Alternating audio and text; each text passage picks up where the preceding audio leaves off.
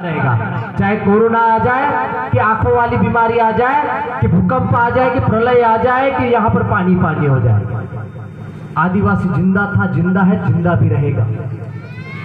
अभी पुराने वक्ता हमारे साथी बोल के गए, कुछ मणिपुर की बात कर रहे थे, कुछ नंदाबाई की बात कर रहे थे, कोई सुप्रीम कोर्ट के जजमेंट की बात कर रहा था, कोई ग्राम सभा की बात कर रहा था। तो देखो क्या है, बड़ी बड़ी बात करने से अच्छा मैं थोड़ी सी बातें आपको पिछले साल ले जाता हूँ, थोड़ा सा पुरानी जगह ले जाता हूँ। हमारे बीच में माता बहनें बैठी हुई है। जनवरी 2010-11 की बात है। एक भील समाज की आदिवासी महिला को, जिसका नाम नंदाबाई भील था, उसको सरेआम वहां के स्थानीय ठाकुरों ने, जिनको हम ऊंची जाति के हिजड़े लोग बोलते ना, उन्होंने सरेआम नंगा करके घुमाया उसको। ताली बजाने वाली बात नहीं, बहुत शर्मनाक बात है। सरेआम नंगा घुमाया, एफआईआर नहीं हो रही है। वहां के लोग परेशान है। आदिवासी समाज का जो पीड़ित लोग व्यक्ति है, जो पीड़ित महिला है, वो अपना दुख दर्द बयान नहीं कर पा रही है, वो घर से नहीं निकल पा रही है। इस चीज की जानकारी जैसे जैसे सरकार को हुई, शासन प्रशासन को हुई, तो वहां पर छोटी मोटी एफआईआर हुई। ये मामला गया कोर्ट में, और कोर्ट में ही नहीं, ये सुप्रीम कोर्ट में गया। और सुप्रीम कोर्ट में गया तो वहां पर 5 जनवरी 2011 का एक जजमेंट आता है। और माननीय सुप्रीम कोर्ट के जो जजेस थे उस समय, मार्केंडी काटजू उनके जो बेंच के लोग थे, उन्होंने उस वक्त ये बात बोली कि जिस नंदाबाई भील को तुमने सरेआम नंगा घुमाया, ये कौन है तुम जानते हो? ये इस देश की मूल मालिक है, इस देश की मूल निवासी है, इस देश के मूल निवासी आदिवासी है, बाकी सब की सब गैर आदिवासी। यही नहीं, इस देश के सर्वप्रथम जो प्रधानमंत्री रहे हैं पंडित जवाहरलाल नेहरू, उनकी किताब आप उठा के देख लो, डिस्कवरी ऑफ इंडिया में, वो खुद बोलते हैं कि इस देश के मूल निवासी, मूल मालिक आदिवासी है, बाकी हम खुद आर्य है, ब्राह्मण भी आर्य। देश के प्रधानमंत्री बोल रहे हैं। उसके बाद में बहुत सारी किताबें लिखी गई है जिसमें इस चीज का जिक्र हुआ है। लेकिन आज क्या हाल है? हम लोग बड़े बड़े नारा लगा रहे हैं, जय जोहार का नारा है, भारत देश हमारा है, जाबू जो लिखोड़े हम रुचे, जो जमीन सरकारी है वो जमीन हमारी है। लेकिन क्या हाल है? आज हमारे गांव में बैठने के लिए हमारे पास में सामुदायिक भवन नहीं है, हमको ही परमिशन नहीं मिलती है कार्यक्रम करने के लिए। हमको शासन प्रशासन के सामने जाके आवेदन निवेदन करना पड़ता है, धरना देना पड़ता है, प्रदर्शन करने पड़ते हैं, और जब नहीं समझ में आती है तो हमारे ऊपर डंडे भी चलते हैं, एफआईआर भी होती है, और कर्मचारी सस्पेंड भी होता है, ट्रांसफर भी होता है। ये आज से नहीं चल रहा है, ये आजादी के पहले भी यही होता था।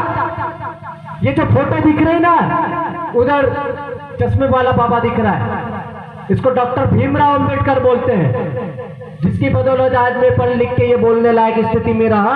हमारे पुलिस भाई इधर ड्यूटी कर रहे बैठे हुए हैं, बहुत सारे सरपंच बने हुए, जनपद बने हुए, ये सब इनकी बदौलत है। उससे पीछे थोड़ा जाते हैं तो बिरसा मुंडा है, ये 18वीं सदी के महानायक है। इन्होंने पास में जो दिख रहा है टंटा भील, जिसकी मूर्ति आपने लगाई, उनसे प्रेरणा लेकर काम किया। उसके बाद में आगे जाते हैं तो राणा पुंजा भील है, जो हमारे प्रतापगढ़, डूंगरपुर, राजस्थान के पिताज बादशाह की तरह आदिवासियों के लिए नहीं, पूरे देश के लिए लड़े थे। उसके बाद में हमारी धरती पर पैदा हुए स्वर्गीय दिलीप सिंह जी भूरिया, जिन्होंने पैसा एक्ट के लिए काम किया। मैं आज इस मंच के माध्यम से आपको पूछना चाहता हूं, कहना चाहता हूं, क्या आप इन सब के बारे में आज से 10 साल पहले जानते थे क्या?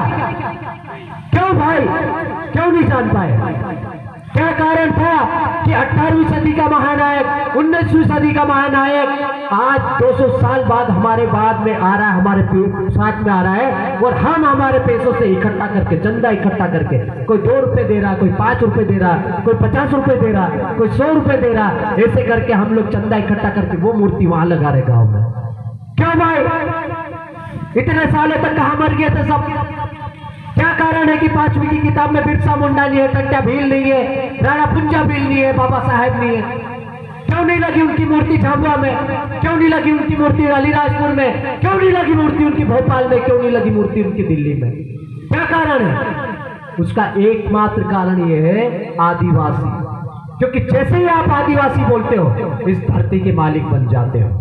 इसीलिए आपको लोग आदिवासी नहीं वनवासी बोलना पसंद करते हैं, क्योंकि आदिवासी बोलते हो तो आप इस धरती के मालिक हो जाते हो, और जैसे ही आदिवासी धरती का मालिक होता है तो सब कुछ आपका हो जाता है। अब कोई नहीं चाहता कि आपका सब कुछ बना रहे। आज आपकी ही धरती से, आपकी ही जमीन से, आपके ही जंगल से, आपके ही घर से आपको बेघर कर दिया जा रहा है। ये नंदाबाई भील की जो कहानी बता रहा था वो आज से 30-40 साल पुरानी है। और उसके बाद क्या हुआ, अभी मणिपुर की घटना देख लो, 2 महीने पहले की घटना है। वहां पर भी यही हो रहा है। सरेआम हमारे 3 बहन बेटियों को नंगा करके सरेआम परेड करवाई जा रही है। शासन प्रशासन मौन है, इंटरनेट बंद है।